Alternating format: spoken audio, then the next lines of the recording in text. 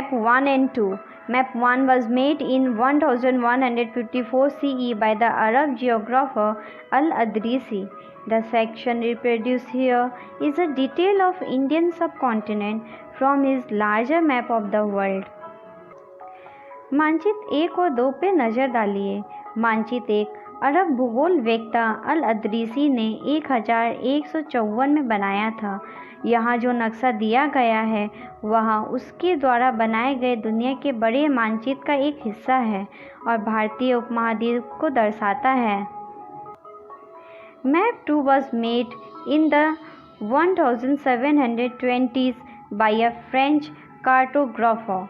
The two maps are quite different, even though they are of the same area. In Al-Adrisi's map, South India is where we would expect to find North India, and Sri Lanka is the island at the top. Place names are marked in Arabic, and there are some well-known names like Kannauj in Uttar Pradesh, spelled in the map as Kannauj. मानचित्र 2 एक फ्रांसीसी मानचित्रकार ने 1720 में बनाया था। दोनों नक्शे एक ही इलाके के हैं मगर उनमें काफ़ी अंतर है। अल-अदरीसी के नक्शे में दक्षिण भारत उस जगह है जहां हम आज उत्तर भारत ढूंढेंगे और श्रीलंका का द्वीप ऊपर की तरफ है। जगहों के नाम अरबी में दिए गए हैं और उनमें कुछ जाने पहचाने नाम भी हैं, जैसे कि उत्तर प्रदेश का कन्नौज। मानचित्र 2 पहले मानचित्र के बनने के लगभग 600 वर्ष बाद बनाया गया था। Map 2 was made nearly 600 years after Map 1, during which time information about the subcontinent has changed considerably. This map seems more familiar to us, and the coastal area in particular are surprisingly detailed.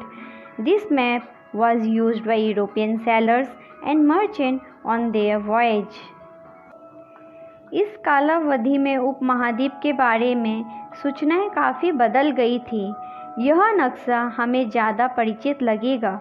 उसमें विशेषकर तटीय इलाकों के बारीक ब्यौरे देखकर आश्चर्य होता है। यूरोप के नाविक तथा व्यापारी अपने समुद्र यात्रा के लिए इस नक्शे का इस्तेमाल किया करते थे। Equally important is the fact that the science of cartography differs in two periods.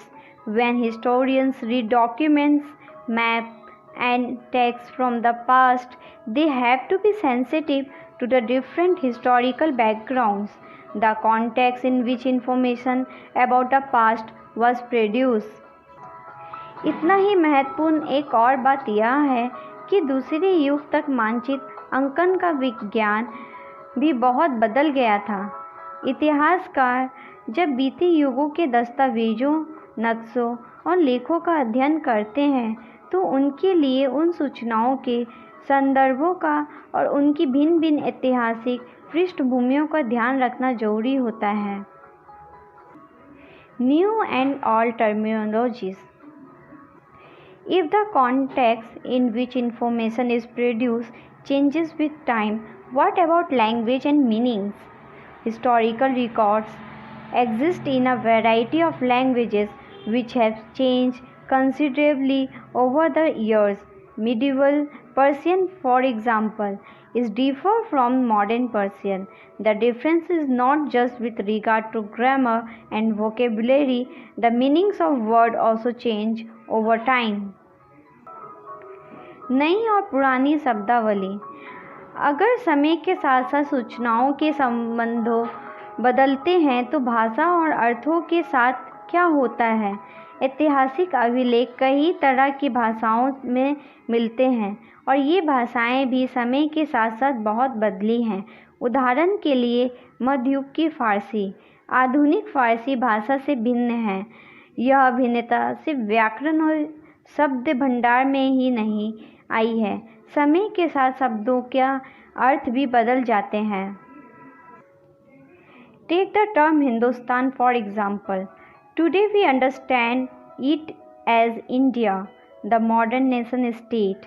When the term was used in the 13th century by Minhaj-e-Shiraz, a chronicler who wrote in Persian, he meant the area of Punjab, Haryana, and the lands between the Ganga and Yamuna. He used the term in a political sense for lands that were a part of dominance of Delhi Sultan. उदाहरण के लिए हिंदुस्तान शब्द ही लीजिए। आज हम इसे आधुनिक राष्ट्र राज्य भारत के अर्थ में लेते हैं। 13वीं सदी में जब फारसी के इतिहासकार मिन्हाज-ए-शिराज ने हिंदुस्तान शब्द का प्रयोग किया था तो उनका आशय पंजाब, हरियाणा और गंगा यमुना के बीच में स्थित इलाकों में था। उसने इस शब्द का राजनीतिक अर्थ में उन इलाकों के लिए इस्तेमाल किया जो दिल्ली के सुल्तान के अधिकार क्षेत्र में आते थे।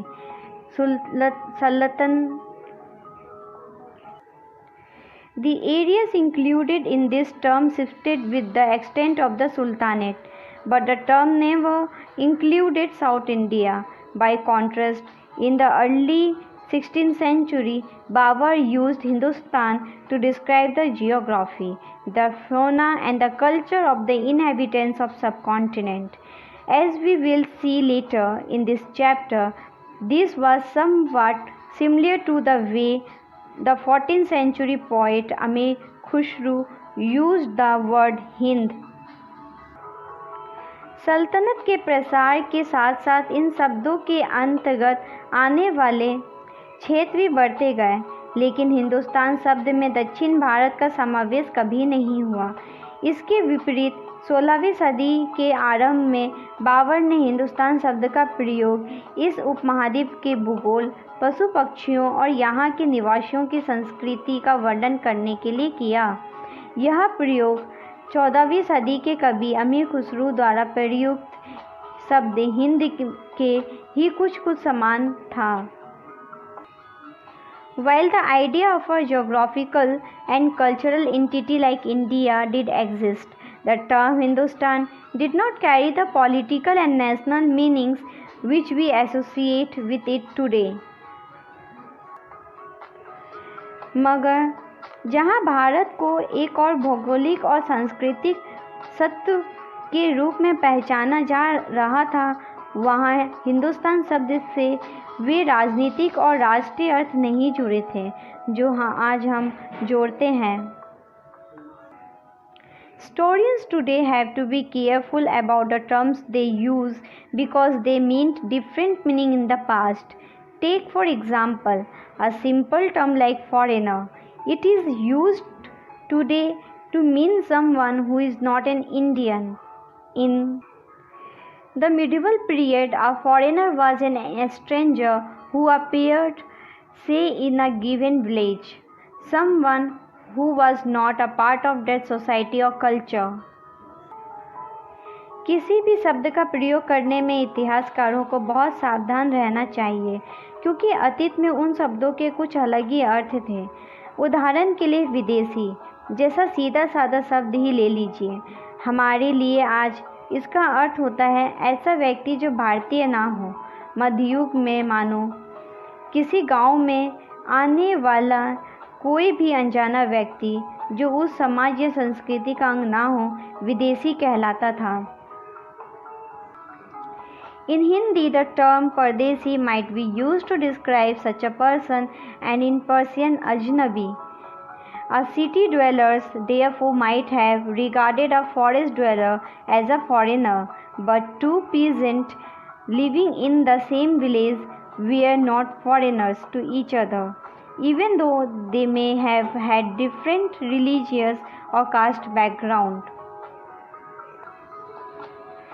ऐसे व्यक्ति को हिंदी में परदेसी और फारसी में अजनबी कहा जा सकता है।